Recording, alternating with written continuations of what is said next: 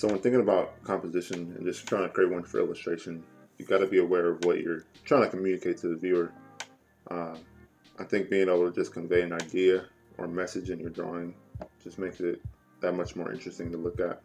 And when you're able to tell a story through your illustration, um, I think it makes the experience more enjoyable for you and for the viewer of your artwork and illustration. So in this illustration, I want to create a relaxed mood and just show off this character's world and the environment they live in. So just to start off, I start by drawing thumbnail sketches. And I just want to get really loose with it and throw different elements and ideas in there so that it complements and really emphasizes the focal point, which is the character for the illustration. I want everything to work together to have that balance that the illustration needs to be successful, I think. So when I'm drawing the thumbnails, I'm just trying to think about the rule of thirds, keep that in mind as I draw, and just, like I said, keep it balanced as much as possible.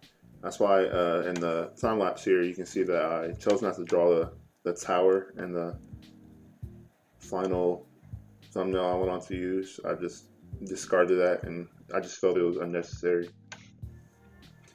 And so, as far as the character goes in the composition, I placed him on the roof and just wanted to convey his comfort at the height he's at and just his relaxed nature in the composition. So I put him on the top of the roof, overlooking the town, and really just getting a landscape shot of the place he's at, environment he's in.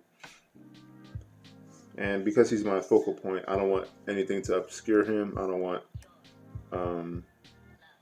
anything to really be in the way of that character. So as I continue to draw, I want to make sure my perspective is working, my proportions, and just the overall composition has flow to it.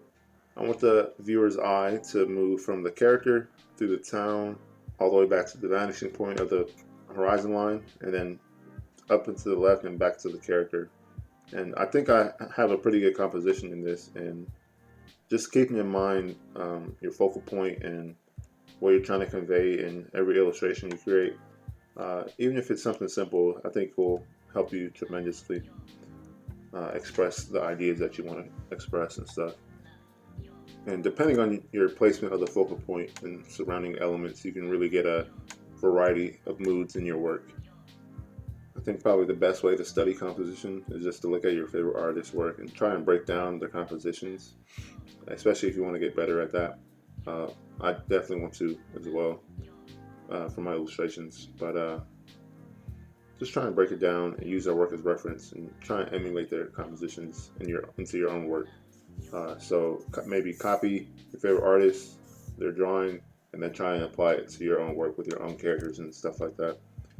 But if you want to get stronger compositions and just get better at drawing compositions, definitely look at other people's work and your favorite artist's work especially, and try and study it, break it down, and see how you can use it in your own work.